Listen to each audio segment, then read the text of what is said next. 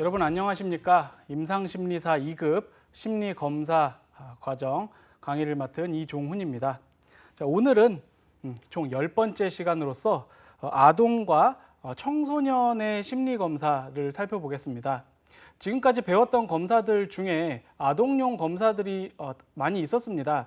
웩슬러 지능검사의 경우에도 아동용으로 제작된 위스크가 있었고, 주제통각검사와 같은 투사적 검사에서도 아동을 위해서 따로 제작된 CAT라는 검사들이 있었고, MMPI와 같은 객관적 성격 검사도 성인용 버전 이후에 청소년용 버전인 MMPI-A가 있었던 것을 알 수 있을 겁니다.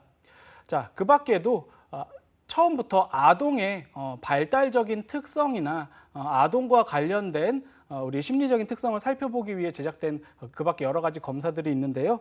이번 시간에는 그런 검사들을 살펴보고 그 검사를 토대로 아동의 행동평가를 할 때 아동 행동평가는 어떤 과정에서 어떤 목적으로 이루어지고 어떤 기준으로 이루어지는지, 그리고 방금 말씀드렸던 아동용 검사의 종류와 그 각각의 검사는 어떤 것을 측정을 하는 것을 목표로 하고 있는지, 이런 것들을 전반적으로 한번 살펴보는 시간을 갖도록 하겠습니다.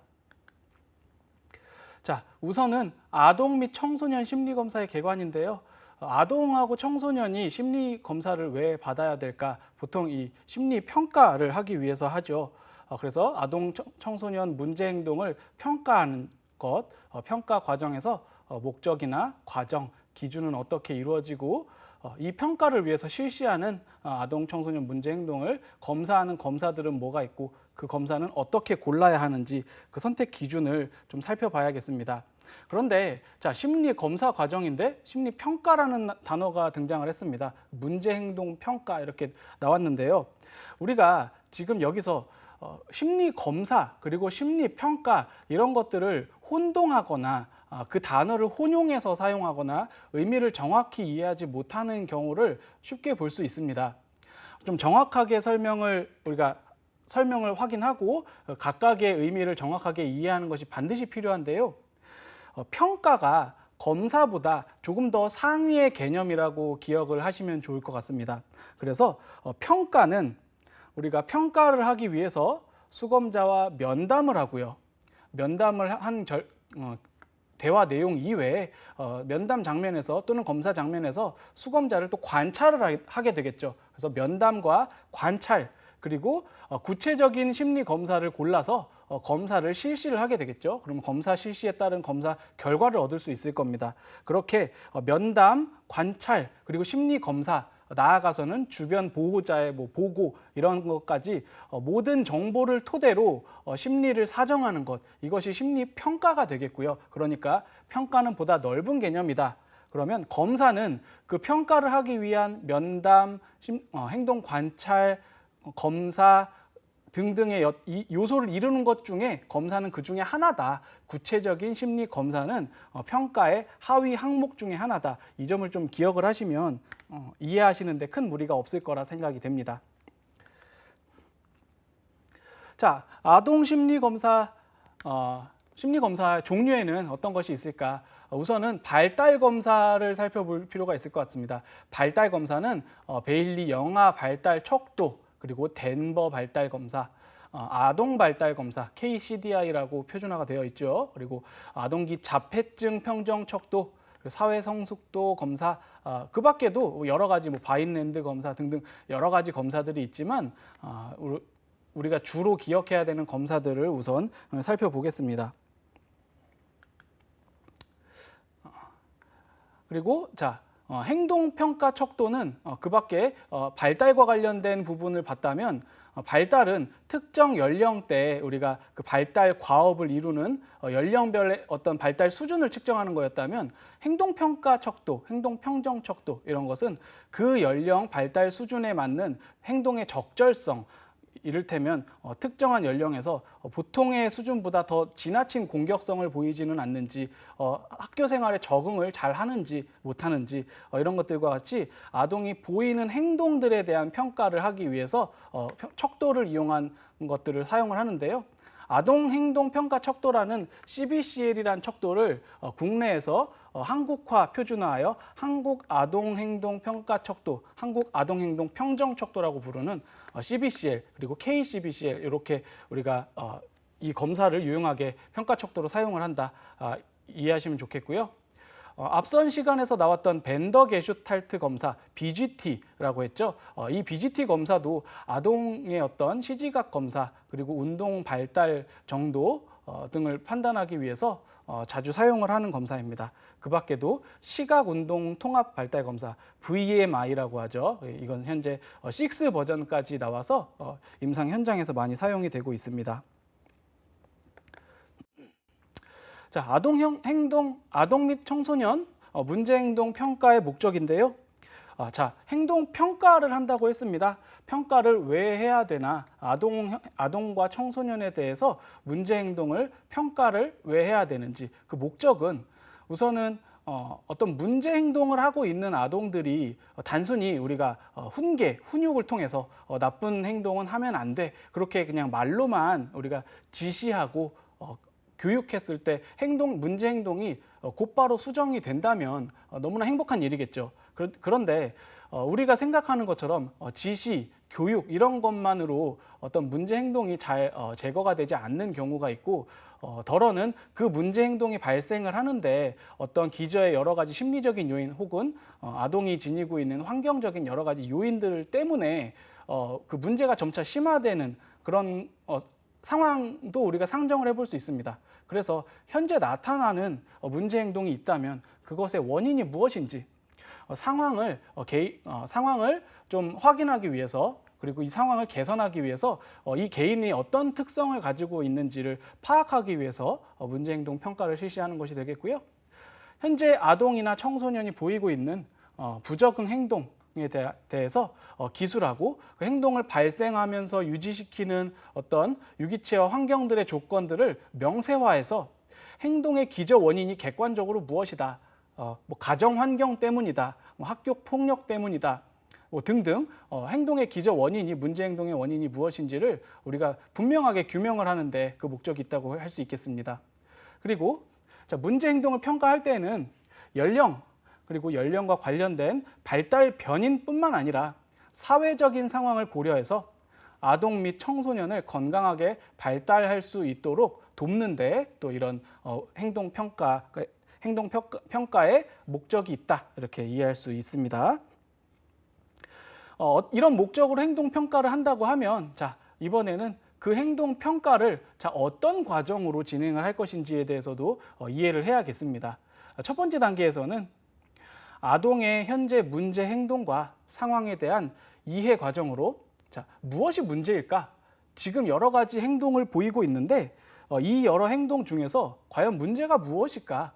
그리고 이것 때문에 영향을 받고 있는 본인 그리고 본인뿐만 아니라 가족의 어떤 고통이 어떤 양상으로 벌어지고 있고 그 양적인 정도는 어느 정도고 질적인 정도는 어느 정도의 어떤 그 문제를 겪고 있는지 이런 것을 정확하게 파악하는 것이 첫 번째 단계이겠습니다.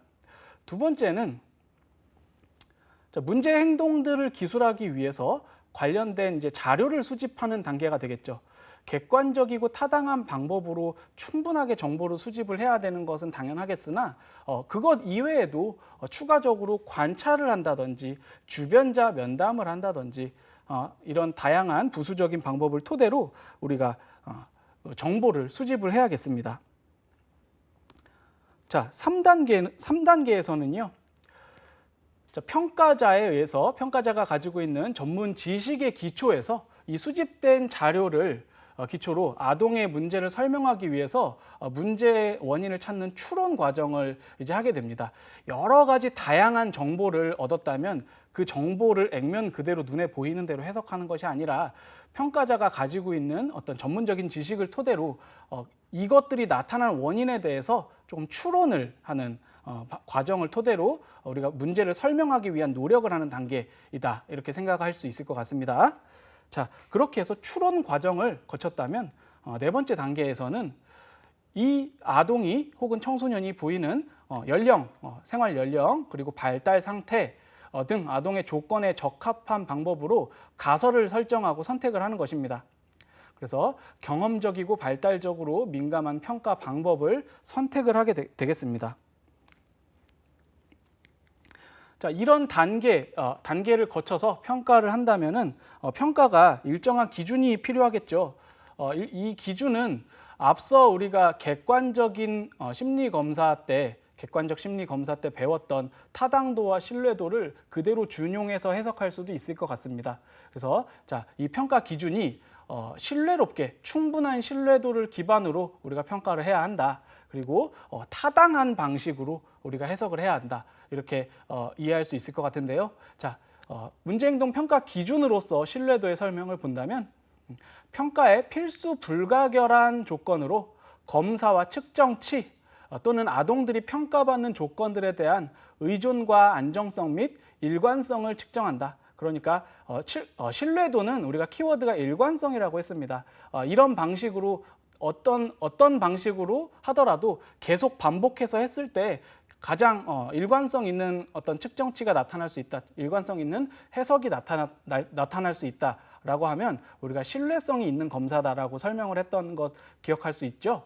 자, 여기서도 마찬가지로 이 평가의 필수 불가결한 조건으로 검사와 측정치 이런 것들이 일관성 있게 나타날 수 있도록 우리가 이 기준으로 문제행동을 평가해야 한다. 자, 타당도는 이제 평가의 가장 중심되는 개념이죠. 우리가 무게를 측정하고 싶은데 자로 측정한다면 일관성 있게 측정을 할 수 있겠지만 우리가 재고자 하는 걸 재는 게 아니잖아요. 타당하지 않은 전혀 엉뚱한 것을 재는 문제가 나타날 수 있는 것처럼 평가의 중심적인 개념으로서 질문의 내용이나 기존의 사실, 진술 간의 일치도를 측정하고 이것들이 설명하는 것이 타당한가, 이론에 부합하는가, 특정 결과에 대해서 미래 행동을 예언하거나 예측하는 데 도움이 되는가, 평가 과정과 내용이 적절한 것인가 하는 관점에서 그 적절성을 측정하는 타당도 관점에서 행동 평가가 진행이 되어야겠습니다. 자, 그 밖에 효율성인데요. 신뢰도와 타당도를 갖춘 매우 훌륭한 방식의 평가 기준이라고 하더라도 우리가 평가를 하는데 1년이 걸린다 혹은 2년이 걸린다, 이렇다고 하면 시간과 비용이 지나치게 낭비가 되겠죠. 그래서 비용과 시간, 이익과 투입되는 자원의 양을 고려하고 평가 결과와 연관해서 우리가 가장 적절한 수준의 평가나 검사를 선택을 해야 된다고 볼 수 있겠습니다. 자, 그리고 적절성이 있는데요. 적절성은 전문적인 훈련을 통해서 문제를 분석하고 판단한 후에 아동에게 적용할 수 있는 적절한 자료를 선택해서 문제행동 평가에 사용한다라는 것입니다. 그러니까 아무 자료나 다 적용해서 설명하는 것이 아니라 가장 적절한, 지금 이 아동의 문제행동을 설명하는데 가장 적절한 그런 수단을 선택을 하고 그것을 평가에 적용을 한다. 이렇게 이해하시면 되겠고요. 자, 다섯 번째, 유용성. 이거는 뭐 당연한 설명이 되겠는데요. 특정 내용이 아동의 문제를 적절하게 평가할 수 있는지, 유용한지, 이 검사의 유용도를 의미하고 평가 사용자의 상호작용에 의존한다. 이렇게. 그래서 얼마나 유용하게 이 검사를 쓸 수 있는지 등을 우리가 확인을 해봐야겠습니다.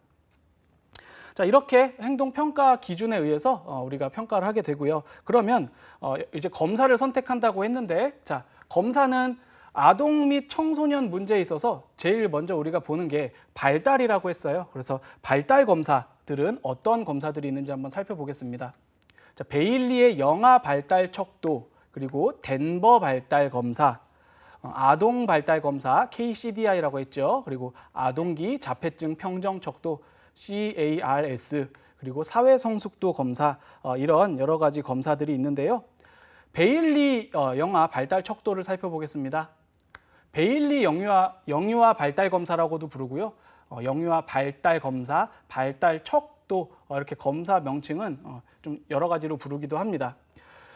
베일리 영아 발달 척도 검사는요, 1969년에 1개월 영아부터 42개월 아동까지, 42개월 영아, 이제 42개월이면 우리가 보통 아동, 유아 이렇게 부르죠.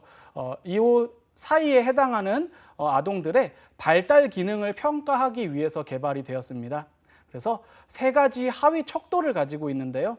정신 발달 척도, 그리고 심리 운동 발달 척도, 그리고 행동 발달 척도, 이렇게 세 가지 척도로 아동의 발달 기능을 평가하고 있다, 이렇게 이해하실 수 있을 겁니다. 영아 또는 유아가 흥미를 가지고 참여할 수 있는 자극을 사용해서 그 척도와 관련된 행동 그리고 다양한 변인을 수집하고자 하는 데 목적이 있고요. 영아가 지니고 있는 감각적인 그리고 신경생리적 결함이나 정서적인 부적응 행동을 초기에 찾아내기 위해서 활용이 되었습니다.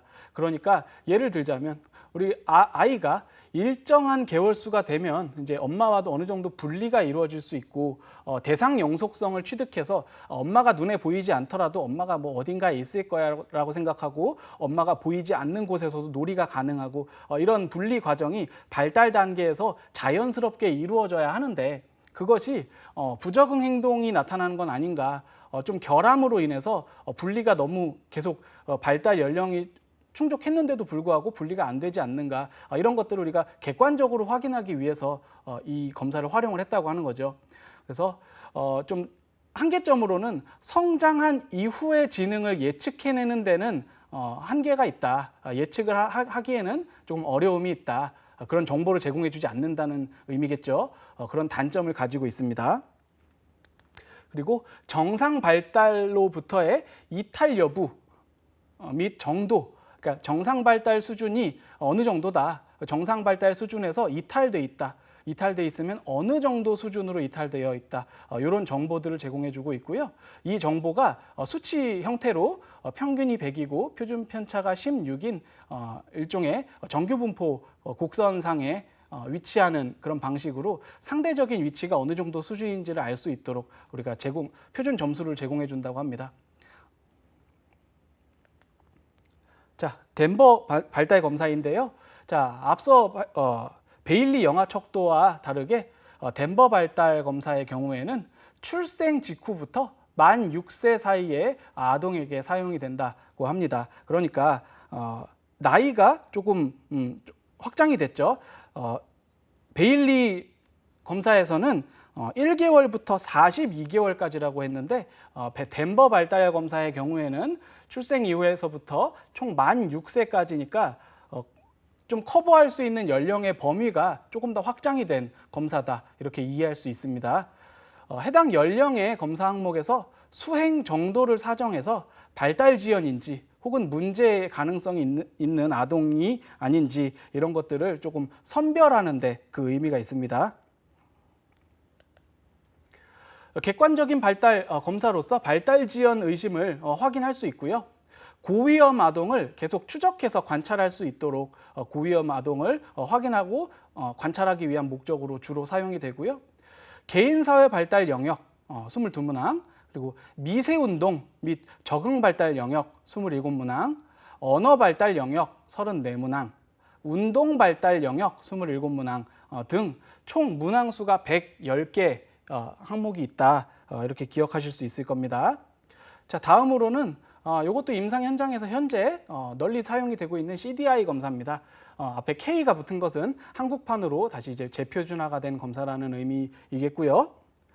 KCDI 아동 발달 검사는 15개월에서 만 6세 사이의 아동의 발달적 정보를 심도 있게 얻고 발달상의 문제를 조기에 선별하는 그런 검사다라고 할 수 있습니다.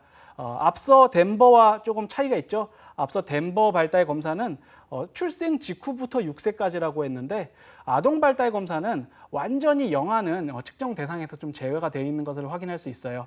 그래서 15개월이 넘는 그런 아동부터 만 6세 사이가 이제 대상이다, 평가 대상이다, 기억하시면 좋겠고요.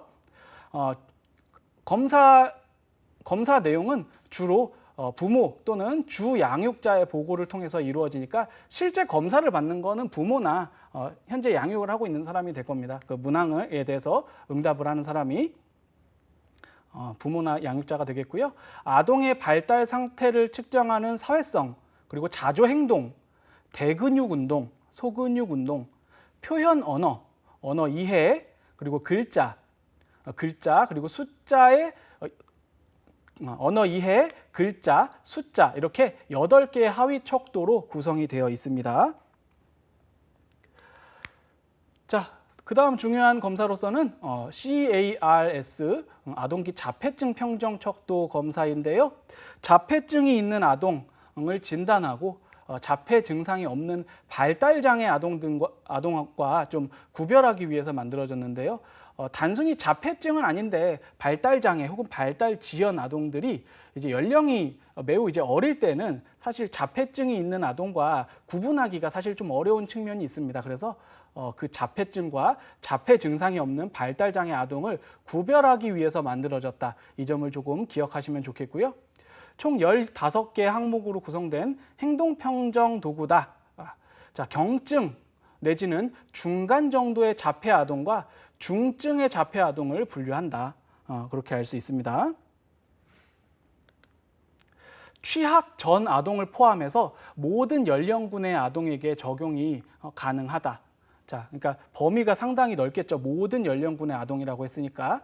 자, 행동평가 시에 행동을 원인에 의해서 설명하려고 하지 말고 아동의 행동이 얼마나 벗어나는가를 평정하는 것이 중요하다. 그러니까 원인이 무엇 때문에 그렇다. 엄마랑 떨어져서 불안해서 얘가 이런 행동을 한다. 이런 원인을 설명하는 것이 아니라 지금 이런 설명이 비슷한 연령의 동일 연령대에 비해서 어느 정도 벗어났다. 이탈 정도가 어느 정도다. 이런 것을 평정하는 것이 중요하다. 이렇게 이해하시면 되겠습니다. 자, 이어서 사회 성숙도 검사 SMS라고 하는데요. 자, 이 검사 우리가 반드시 좀 기억을 하셔야겠습니다. 사회 성숙도 검사는 우리가 현재 지적 장애를 판별을 할 때 우선 지능 검사의 결과도 우리가 주요 자료로 활용을 하지만 지능 검사 결과와 더불어서 같이 활용을 하는 사회 성숙도 검사, 그러니까 이 아동 혹은 성인이 실제적인 사회적 상황에서 어떤 행동을 하는지, 행동을 할 때 얼마만큼의 성숙도를 보이고 발휘를 할 수 있는지를 평정하는 척도가 되겠습니다. 자, 자조 영역, 그리고 이동, 그러니까 뭐 집 밖에 이동할 수 있는지 없는지, 작업을 하는 능력, 의사소통을 하는 능력, 그리고 자기 관리를 하는 능력, 스스로 씻고 스스로 옷을 잘 챙겨 입고 하는 능력, 그리고 사회화, 다른 사람과 잘 놀고 대화하고 이런 사회적인 활동을 어느 정도 수준으로 수행할 수 있는지와 같은 여러 가지 기준으로 행동을 측정을 하게 됩니다. 자, 1965년에 미국에서 개발한 바인랜드 사회 성숙 척도를 김숙국, 김옥기가 우리나라의 실정에 맞게 개발한 표준화된 척도라고 하고 있습니다. 자, 사회성숙도 검사의 목적은 개인의 성장, 그리고 변화, 개인 차이 등을 측정을 하는데요. 특히 지적장애를 구별을 하는데 유용하게 우리가 활용을 하는 검사다. 그러니까 지적장애를 구별하기 위해서 지능검사, 그리고 이 사회성숙도 검사, 이 두 가지를 활용을 해서 지적장애의 유무를 판별을 한다. 반드시 기억을 하셔야겠습니다. 생활 지도와 훈련의 기초 자료 수집 도구로 활용이 되고요. SMS 사회성숙도 검사는 0세부터 만 30세까지가 검사 대상이 되겠습니다. 검사의 주 영역은 6개의 행동 영역에 있어서 총 117개의 문항으로 구성이 되어 있고요. 그 6개의 영역은 자조 영역, 이동 영역, 작업 영역, 자기관리, 사회화, 의사표현이라고 했는데요. 자, 자조 영역은 우리가 목을 가눈다. 그러니까 아기 때 목을 가누는 것도 스스로 자기가 자조하는 능력이라고 볼 수 있겠죠. 그래서 우리가 만 나이로 0.2세를 넘어가게 되면은 목을 가누는 수준의 자조 능력을 가지고 있다. 이렇게 확인을 하고요. 시계를 대충 볼 수 있다. 이런 능력은 약 만 6.3세가 넘어가면 그런 자조 능력을 발휘할 수 있다. 이렇게 측정을 하게 됩니다. 자조 식사의 경우는 숟가락으로 혼자서 흘리지 않고 음식을 먹는다. 그러니까 이런 것들은 평균적으로 만 1.41세가 정도가 되면은 이런 능력을 우리가 발휘를 한다고 합니다. 자조용이 양말을 혼자서 벗는다. 약 1.09세가 그렇고요. 젖은 손을 수건으로 잘 닦는다. 이런 행동은 만 2.2세, 만 2.22세 정도 이르러서 우리가 이런 자조용이 행동을 한다. 이렇게 평가를 하고요. 평균적으로 그렇다는 겁니다. 그리고 이동과 같은 거는 0.53세가 되면 우리가 기어서 움직일 수 있다.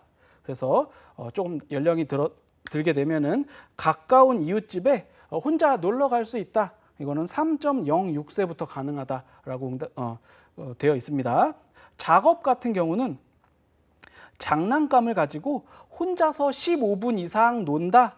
약 0.54세부터 이런 능력을 발휘한다고 하고요. 물건을 옮긴다.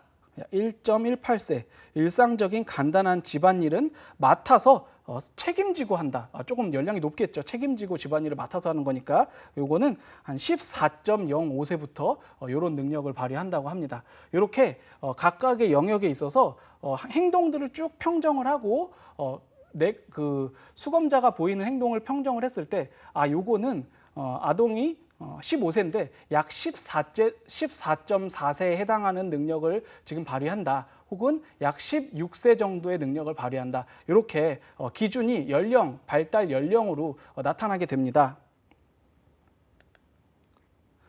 그래서 이제 이런 것들을 측정하기 위해서 개별적인 문항이 있을 텐데요. 그 문항에 대해서 채점하는 방법이 다음과 같습니다.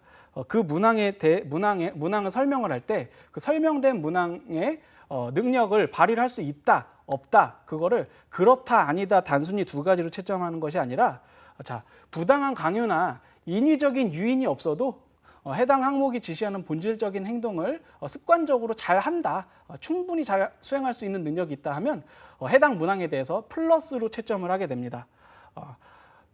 이를테면 현재 하고는 있지 않은데 하려고만 마음 먹으면 쉽게 수행할 수 있는 경우에도 이렇게 채점을 할 수 있고요. 플러스 F로 채점하는 경우는 검사 시에, 검사 상황에 특별한 제약이 있어서 각 항목이 지시하는 행동을 성공적으로 지금 할 수는 없는데 그런 특별한 제약, 특별한 상황이 없다면 할 수 있다. 이를테면 어떤 진술된 문항이 아동이 충분히 할 수 있는 건데 지금 현재 심각한 감기가 걸려서 그걸 지금은 못한다. 그렇지만 감기가 다 낫고 나면 그것은 평상시에는 충분히 할 수 있는 문제다. 이렇게 된다면 플러스 F 이렇게 측정을 할 수 있습니다. 채점을 할 수 있습니다. 기회의 부족으로 수행하지 못했지만 많이 기회가 부여되면 곧 수행할 수 있는 경우, 이럴 때는 플러스 NO 이렇게 채점을 하게 됩니다. 예를 들면 책을 충분히 잘 읽을 수 있다, 소리내서 읽을 줄 안다, 이런 문항인데 집에 책이 없어서 그렇게 해본 경험이 없다. 만약에 책을 주면 잘 할 수 있을 것이다. 이렇게 우리가 실제 분명히 할 수 있을 것으로 보이지만 평상시에 그런 것들을 발휘할 기회가 없어서 못했던 것들은 못한다, 아니다 이렇게 응답을 하면 지나친 부정적인 응답이 되기 때문에 이럴 때는 플러스 NO 이렇게 채점을 하도록 하게 됩니다. 행동을 문항에서 제시하는 행동을 가끔 하기는 하는데 그 행동이 좀 불안정하고 실제로 할 수 있는지 아닌지 좀 잘 애매하고 잘 모르겠을 수도 있죠. 그리고 과도적 상태, 그러니까 이것들을 숟가락질을 할 수 있다 이런 문항이었다면 숟가락질을 지금 이제 간신히 배우기 시작해서 성공을 할 때도 있고 실패할 때도 있고 흘릴 때도 있고 안 흘릴 때도 있고 이런 약간 과도기적인 상태, 이럴 때 그 상태가 발현 중인 상태에 있을 때는 플러스 마이너스 이렇게 채점을 하게 됩니다. 그렇게 되면 그 이후에는 전혀 수행하지 못하는 부분에 대한 응답이 되겠죠. 전혀 수행하지 못하거나 아니면 부당한 강요나 어떤 유인이 있을 때만 수행이 가능하거나 과거에는 성공적으로 수행을 했었는데 현재는 노쇠했거나 어느 정도 항구적인 정신적인 장애, 신체적인 장애로 인해서 수행하지 못할 때, 이럴 때는 마이너스를 채점하게 됩니다. 이렇게 해서 채점이 다 이루어지고 나면 자, 평가가 뭐 플러스, NO, 뭐 마이너스, 플러스, 마이너스 이런 형태로 채점이 되게 되면은 점수를 이제 산정을 해봐야 되는데요. 검사지를 사용을 해서 각 문항에 대해서 플러스, 플러스 F, 플러스 마이너스 또는 마이너스 표시된 거를 쭉 보고 이제 그 문항이 3개 연속으로 마이너스가 표시가 되면 더 이상 질문을 진행하지 않습니다. 그래서 여기까지가 한계구나. 왜냐하면 점차 점점 쉬운 난이도, 어릴 때 할 수 있는 문항부터 시작해서 점점 고연령이 할 수 있는 어려운 행동에 대한 질문으로 이어지게 되는데 3개 이상 마이너스가 된다. 그러면 그 이후에 문항들도 당연히 수행을 할 수 없을 가능성이 높기 때문에 3개 문항에서 연속해서 마이너스가 표시가 된다라고 하게 되면 이제 질문 수행이 중단이 되게 됩니다. 지적장애 아동의 경우에는 특수하게 이 마이너스가 5개 연속으로 표시될 때 중단을 하도록 합니다. 자, 이렇게 해서 산출된 결과를 해석을 할 때 각 항목에 점수를 합산을 하게 됩니다. 앞서 채점을 하는 문항을 표시할 때 플러스, 플러스 마이너스, 플러스 F 이런 형태로 채점을 한다고 했는데 각 문항마다 배점이 있습니다. 그래서 1점을 배점하거나 0점을 배점하거나 0.5점을 배점하거나 해서 이제 코딩된 부분들의 배점을 총 합산을 해서 총점을 산출을 하게 됩니다. 그리고 그 산출된 점수를 환산표를 이용해서 총점에 해당하는 사회 연령을 구하게 됩니다. 그렇게 되면 사회 연령, 여기서 이 행동을 발휘하는데 사회 연령을 나이 형태로 나타낼 수 있게 되고요. 그 사회 연령을 실제 생활 연령, 실제 나이로 나누게 되면 사회 지수인 SQ, 사회 지수를 우리가 산출을 할 수 있게 됩니다. 그래서 사회 연령과 사회 지수를 산출하고 해석하기 위해서 이 검사 결과를 활용을 하는 거고요. 맨 밑에 줄에 보시면 사회 지수 SQ는 그러니까 사회 연령과 생활 연령을 사회 연령을 생활 연령으로 나눈 후에 100을 곱한 사회 지수, 이렇게 사회 지수를 구하는 수식, 산식 방법도 우리가 반드시 기억을 하셔야겠습니다. 이런 방식으로 사회 지수가 높다 낮다, 그러니까 지능 지수가 100보다 높다, 100보다 낮다의 의미가 100보다 높으면 지능이 우수한 편이구나, 우리가 이렇게 이해하는 것처럼 사회 성숙도 검사에서 사회 지수가 높다, 100 이상이다라고 하면은 평균 내 생활 연령에서 발휘할 수 있는 사회 연령 이상의 능력을 발휘하고 있구나. 100보다 아래라면 평균적으로 지금 이 사회 연령보다 수행 수준이 조금 더 낮은 편이구나, 이렇게 이해를 할 수 있을 겁니다. 자, 그와 마찬가지로 지능처럼 100을 기준으로 위아래를 이렇게 이해를 할 수 있다, 그렇게 활용을 한다, 이렇게 이해하시면 좋겠습니다. 자, 사회성숙도를 봤는데요. 이번에는 CBCL 아동행동 평가 척도를 한번 살펴보겠습니다. 아동행동 평가 척도는요, 다수의 임상 집단의 자료를 요인 분석해서 경험적 방법으로 구성된 임상 척도를 사용해서 행동평가 자료를 요약한다. 그러니까 각 문항들이 의미하는 바를 요인 분석해서 경험적인 방식으로 우리가 분석을 했다는 의미입니다. 광범위한 정상 집단의 자료를 체계적으로 수집해서 분석을 하고요. 이를 기초로 규준을 작성합니다. 자, 광범위한 정상 집단의 자료를 체계적으로 수집 분석을 했다고 했으니까, 그러면 정상 집단에서 보일 수 있는 행동 영역들이 이렇게 일정한 정규 분포 형태로 나타나겠죠. 그렇다면 좀 특이한 반응이 있다라고 하면 그 정규 분포 상에서 많이 좀 이탈을 하겠죠. 매우 높은 방향, 더 잘 수행한다고 하면 더 위의 방향에 위치할 테고, 더 잘 수행을 하지 못한다, 그렇다 한다면 정규 분포 곡선에서 아래쪽으로 좀 이탈을 하게 될 겁니다.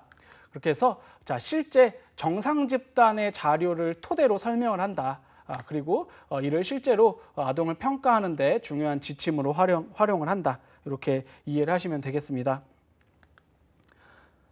자, CBC에 대해서는 정서 행동 문제를 평가하고 동시에 사회 능력 척도를 제작해서 정서 행동 문제뿐만 아니라 아동의 사회 적응 능력에 대한 평가도 병행을 한다. 그러니까 심리적으로 어떤 곤란이 있다, 어떤 어려움이 있다 뿐만 아니라 아동 또래의 사회적인 상황에 필요한 적응 능력을 어느 정도 발휘하고 있는지, 적절한 수준으로 발휘하고 있는지, 아니면 사회적으로 적응하는데 어려움을 겪고 있지는 않은지, 이런 것들을 함께 설명을 한다고 볼 수 있겠습니다.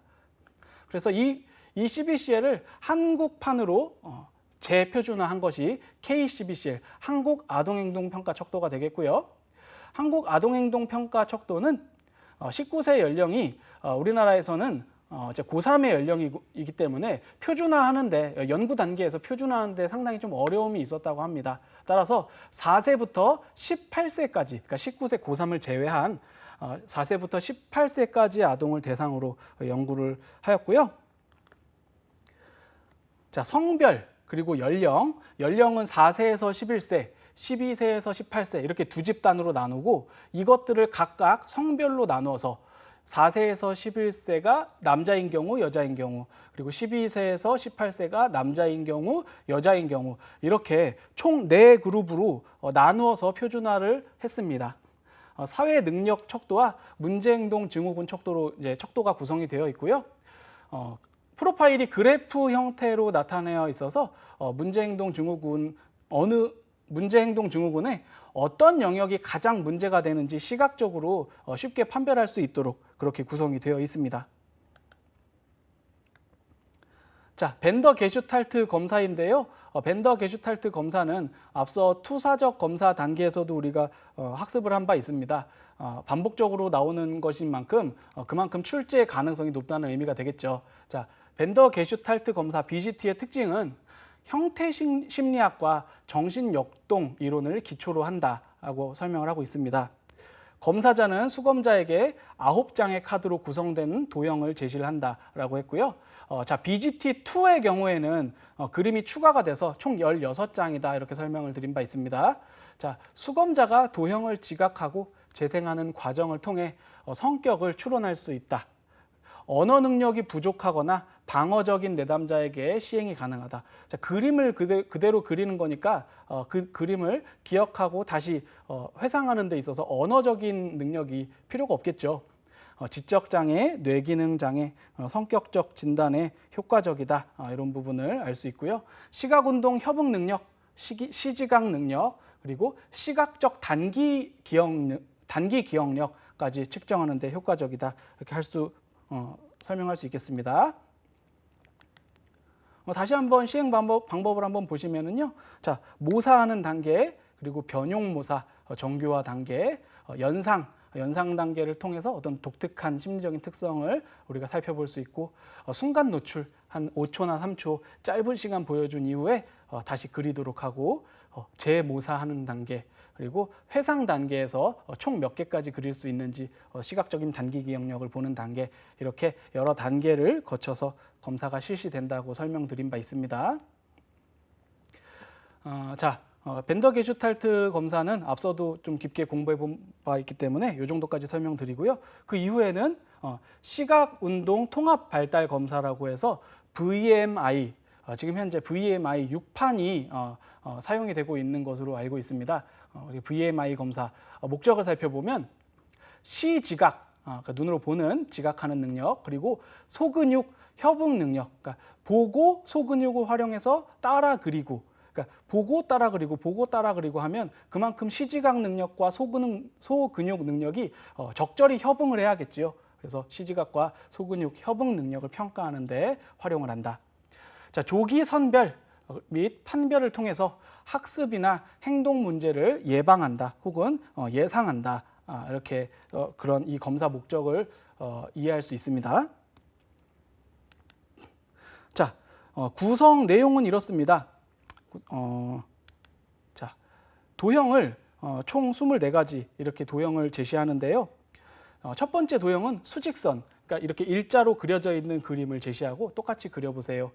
두 번째는 수평선을 그려보세요. 세 번째는 원을 그려보세요. 이렇게 원을 그려보세요. 이렇게 말로 제시되는 게 아니라 그림이 제시가 됩니다. 그리고 그 아래에 있는 빈칸에 똑같이 따라 그리도록 하면서 그 그림이 얼만큼 질적으로 잘 모사가 되는지, 그리고 또 한 장 넘겨서 자 십자가 모양을 그려보세요. 오른쪽으로 기울어진 사선을 그려주세요. 해서 도형이 점점 번호가 올라갈수록 복잡도가 증가하게 됩니다. 처음엔 수직 수평선으로 시작해서 나중에 갈수록 삼각형, 교차되는 모양, 화살표 모양, 마름 목골 이렇게 복잡도가 점점 증가하면서 일정한 능력이 수준이 예상이 되는 지점이 16번, 17번 사이에 해당이 된다. 그것을 넘어서면은 이제 도형이 모사되는 질적으로 모사된 도형이 질적으로 좀 많이 뭉개져 있거나 그 형태적으로 많이 붕괴되어 있는 경우에는 그 이상의 능력이 없다 이렇게 평가를 하는 것이 되겠지요. 그렇게 해서 지금 이런 구성 내용을 토대로 모사를 평가하게 됩니다. 자, 이 검사의 장점은 기하학적인 도형이 문자보다 보통 아동들에게 익숙하고 친숙하죠. 특히나 언어적으로 제시되는 것이 아니기 때문에 그냥 모양 그리기 이런 것들은 아동들이 평상시에 뭐 낙서를 하거나 그림을 집에서 뭐 그려보거나 이런 것들을 쉽게 접할 수 있기 때문에 도형 자체가 익숙해서 검사의 동기화가 좀 용이한 측면이 있습니다. 발달 계열이나 과제 난이도에 따라서 폭넓은 연령층의 아동의 어떤 진보 및 선별을 위한 훌륭한 도구로 활용이 될 수 있다. 이런 점을 알 수가 있겠고요. 초기 도형은 어린 아동이나 아니면 아동은 아닌데 어떤 중도 장애 그리고 아동에게도 성공을 경험하게 되는 어떤 그런 능력을 좀 성공 경험의 성취도를 토대로 검사에 좀 동기화하고 검사를 좀 재미있게 임하게끔 하는 태도를 형성하는데 좀 보탬이 될 수 있고요. 점차 복잡해지는 도형은 앞서 선 그리기, 원 그리기 이런 것들은 사실은 청소년의 경우 좀 성공을 잘 못하는 경우가 덜어 있을 수 있습니다. 이것이 이제 흥미가 너무 저하돼서 열심히 하지 않는데 나중에 복잡한 도형은 오히려 좀 도전심을 줌으로써 오히려 이제 그 성공의 확률을 좀 높여갈 수 있는 그런 경우들도 우리가 관찰을 할 수 있습니다. 자, 검사 자체가 이렇게 지면으로 제시되고 따라 그리는 방식으로 수행이 되다 보니까 소집단에서도 개별 인원이 아니라 소집단에서도 이것들이 충분히 실시가 될 수 있다. 집단에게 실시하는데도 충분히 이용이 가능하다. 이런 점이 이 검사로서는 좀 장점으로 작용이 된다. 이렇게 이해하실 수 있을 것 같습니다. 자, 그래서 아동 그리고 청소년, 뭐 여기 아동은 이제 유아까지도 포함하고 있죠. 그래서 이제 아동 및 청소년 또는 어린이 이런 아동들에게 실시하는 여러 가지 검사들을 살펴봤고요. 이 검사들은 발달적인 측면을 우리가 살펴볼 수 있고 아동들이 평상시에 보이는 문제 행동이 있다면 이런 것들을 어떻게 평가할까, 평가를 할 때 검사를 어떤 관점에서 선택할까 이런 부분까지 우리가 종합적으로 한번 살펴봤습니다. 그러면 배운 내용을 토대로 문제를 좀 몇 가지 한번 풀어보겠습니다. 자, BSID2라고 했는데요. 베일리 스케일 of infant development 2 베일리 검사죠. 자, 베일리 검사, 베일리 발달 검사에 대한 설명으로 틀린 것은 자, 이렇게 질문을 하고 있습니다. 신뢰도와 타당도에 대한 보다 많은 정보를 제공하여 검사의 심리 측정학적 질이 개선되었다. 자, 두 번째, 유아의 기억, 습관화, 시각 선호도, 문제 해결 등과 관련된 문항들이 추가되었다. 자, 3번, BSID2에서는 대상 연령 범위가 16일에서 42개월까지로 확대되었다. 자, 네 번째, 지능 척도, 운동 척도의 두 가지 척도로 구성이 되어 있다라고 하는데요. 자, 베일리 발달 척도는 하위 척도가 운동 척도, 정신 척도, 행동 평정 척도 이렇게 세 가지였죠. 두 가지가 아니고 세 가지였기 때문에 4번에 대한 설명은 베일리 검사에 대한 틀린 설명이 되겠습니다. 자, 베일리 발달 척도 또 나왔죠. BSID2 구성하는 하위 척도가 아닌 것은 하고 나왔습니다. 자, 앞서 지능척도, 운동척도 두 가지 있다라고 했는데 그게 틀렸다고 했어요. 그걸 기억하시면 베일리 발달척도, 하위척도가 세 가지였는데 운동척도, 정신척도, 행동평정척도 요 세 가지라는 점 방금 전에 말씀을 드렸죠. 자, 사회성 척도는 베일리 발달척도를 구성하는 하위척도가 아니죠. 자, 베일리 발달 척도를 구성하는 하위 척도 반드시 기억을 하셔야겠습니다. 지금 계속 출제가 되고 있죠. 자, 운동 척도, 정신 척도, 행동 평정 척도 이 세 가지가 베일리 발달 척도를 구성하는 하위 척도다. 이 점 꼭 기억하시면 좋겠습니다. 자, 아동용 시지각 운동 통합의 발달 검사로 24개의 기하학적 형태의 도형으로 이루어진 지필 검사는 하고 질문하고 있습니다. 자, 제가 앞서서 도형 1번부터 도형 24번까지 그러니까 도형을 직접 그림을 보여드리지는 못했고 도형을 설명을 했죠. 수직선, 수평선, 원 등등 해서 24번째까지 있는데요. 자, 이 24개의 기하학적 형태를 따라 그리게끔 하는 검사이기 때문에 자, 지필 검사였죠. 따라서 VMI였고 더 정확하게는 요즘에는 VMI6 6 버전이 사용이 된다. 그래서 VMI6, VMI 대시 숫자 6 이렇게 써 있어도 정답으로 선택을 하셔야 됩니다.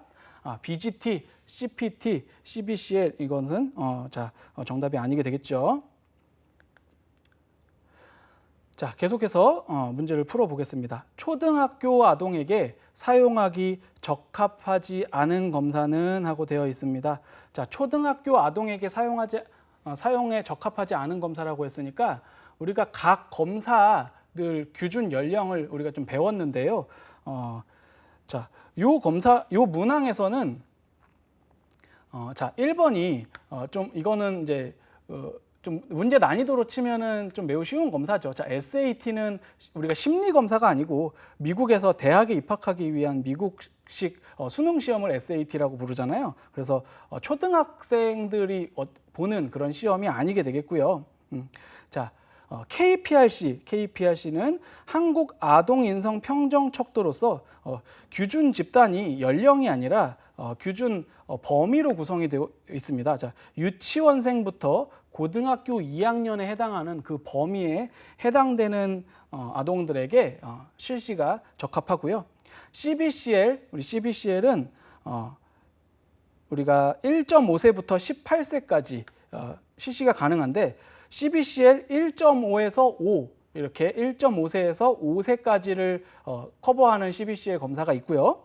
CBCL 6부터 18, CBCL 6부터 18은 만 6세부터 만 18세까지를 커버하는 CBCL 검사가 되겠습니다. K-바인랜드2 적응행동 척도는 일상생활의 행동 적응 정도를 평가하기 위한 검사로 우리가 앞서 배웠던 사회성숙도 검사인 SMS 검사와 그 목적이 동일하다고 볼 수 있습니다.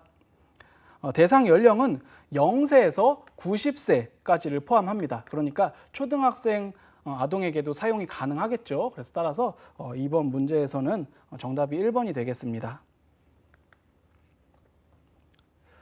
자, 정신지체가 의심이 되는 6세 6개월이 된 아동의 지능검사로 가장 적합한 것은? 이라고 써 있습니다. 자, 정신지체가 의심이 된다고 했으니까 우리가 정신지체, 그러니까 지적 장애를 판별을 할 때 지능검사와 사회성숙도 검사 두 가지의 결과를 토대로 지적 장애의 유무를 우리가 판정을 한다고 했습니다. 그래서 자, 여기서는 지금 사회성숙도 검사가 보기에는 없어요. 그러니까 지능검사가 돼야 될 것 같고요. 자, 지능검사는 자, 성인용 지능검사 웨이즈, 아동용 지능검사 위스크가 있었고요. 그보다 더 아래 연령을 커버하는 윕시라는 웩슬러 지능검사가 있습니다. 자, 윕시는 아동용 중에서도 2세부터 6세 11개월까지를 커버할 수 있는 지능검사이기 때문에 본 문항에서 6세 6개월이 된 아동의 지능검사로 가장 적절한 것은 4번인 K-윕시 검사가 되겠습니다. 자, 참고로 윕시가 2세부터 6세 11개월까지라고 그 범위를 설정했죠.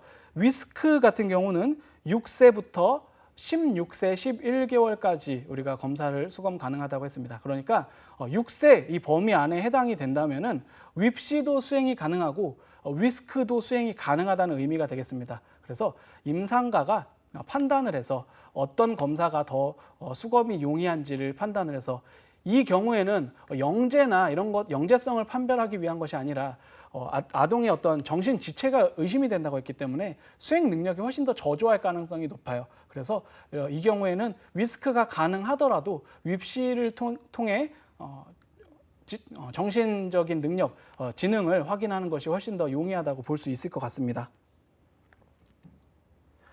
자, 계속해서 문항을 한번 살펴보겠습니다. 자, 23개월 유아가 원령에 비해 체격이 작고 아직도 걷는 것이 안정적이지 않고 말할 수 있는 단어가 엄마, 아빠로 제한되어 있다는 문제로 내원하였다.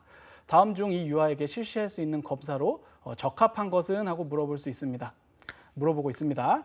자, 23개월 유아라고 했으니까 자, 23개월 유아가 가지고 있는 능력 보통 23개월, 그러니까 24개월이면 이제 만 2세가 되는데 그 즈음에서는 이제 단어를 활용을 하는 유창성이 좀 발달을 하기 시작을 하고 걷는 것이 안정적이지 않다고 했는데 보통 우리가 한 돌이 좀 지나면 12개월이 지나면 걷기 시작을 해서 23개월 정도가 되면 제법 능숙하게 이제 걷는 것이 일반적이죠. 그런데 걷는 것이 안정적이지 않다. 그러니까 전반적으로 발달이 조금 지연이 되고 있는 것이 아닌가 하는 걱정 때문에 내원을 한 것 같습니다. 그래서 이런 경우에는 자, 여러 가지 지능 검사가 아니라 아동이 발달 수준에 맞춰서 적절히 발달을 하고 있는지 이탈했다면 정규 분포상에 보통 이게 규준에 비해서 어느 정도로 발달이 지연이 되고 있는지를 우리가 확인을 해봐야 되겠죠. 그래서 보기에서는 2번 덴버 발달 검사를 통해서 발달의 정도를 측정을 하는 것이 좋을 것 같고요. 1번, 3번, 4번은 이제 지능을 확인하기 위한 지능 검사라고 되어 있으니까 보기의 정답은 아니게 되겠습니다. 자, 발달적 선별 검사에 대한 설명과 가장 거리가 먼 것은 하고 물어보고 있습니다. 발달적 선별 검사, 자, 가장 먼 것은 하고 있으니까 나머지 세 개는 이제 정답이 되겠죠. 그러니까 옳은 설명이 되겠죠. 자, 발달적 선별 검사의 주 목적은 정상에서 이탈될 위험이 있는 아동을 확인하기 위함이다. 적절한 설명인 것 같습니다. 정상에서 이탈될 위험이 있는지 혹은 이탈됐는지, 이탈했다면 어느 정도 이탈했는지 이런 것들을 확인을 하는 거죠. 베일리 검사가 대표적인 발달 검사이다. 그렇죠. 베일리 검사가 있었고 덴버 검사가 있었습니다. 자, 덴버 발달 선별 검사는 자폐 아동을 선별하는 데 가장 많이 사용된다. 가장 많이. 일단 조금 접어 놓겠습니다. 자, 4번 대부분의 발달 검사에서는 아동의 근육 운동에 대한 평가가 포함되어 있다라고 하고 있는데, 자, 덴버 발달 검사가 자폐 아동을 선별하는 데 가장 많이 사용된다. 자폐 아동을 선별하는 가장 많이 사용되는 검사는 자, CARS 검사가 있었죠. 덴버 발달 선별 검사는 자폐 아동이 아니라 발달의 어떤 정도를 측정하는 발달 검사이기 때문에 3번은 정확한 설명이 아닙니다. 자, 자폐 아동을 선별하는 데 가장 많이 사용되는 검사는 CARS 검사다. 이렇게 기억하시면 되겠습니다.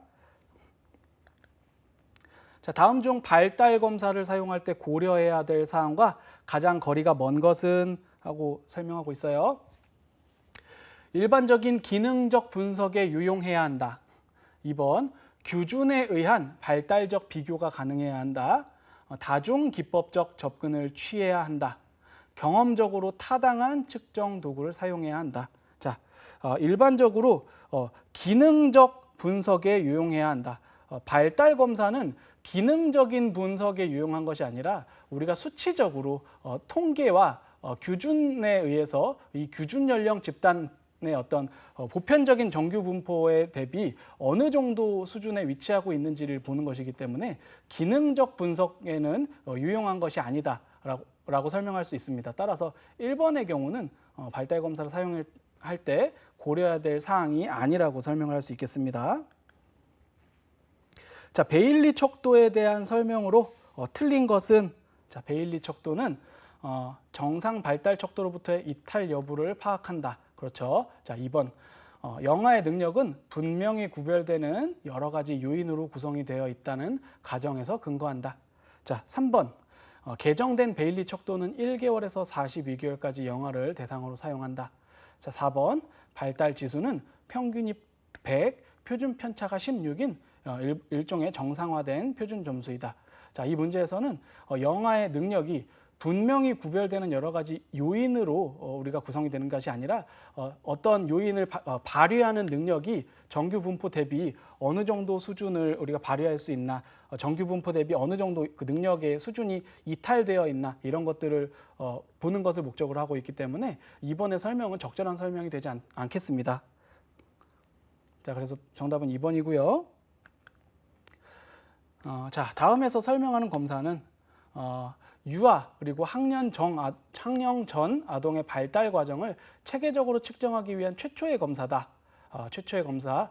이 설명은 제가 이론에서는 설명드린 바가 없지만 표준 놀이기구와 자극 대상에 대한 유아의 반응을 직접 관찰하고 의학적인 평가나 신경학적인 원인 이 이상을 평가하기 위해서 사용된 검사로서 개발된 검사로서 계절의 발달 검사라고 볼 수 있겠습니다.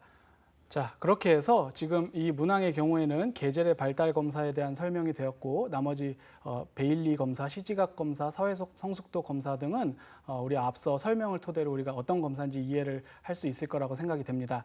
그래서 지금까지 아동, 유아, 청소년 등의 어떤 발달적인 특성들을 살펴볼 수 있는 여러 가지 검사를 살펴봤고요.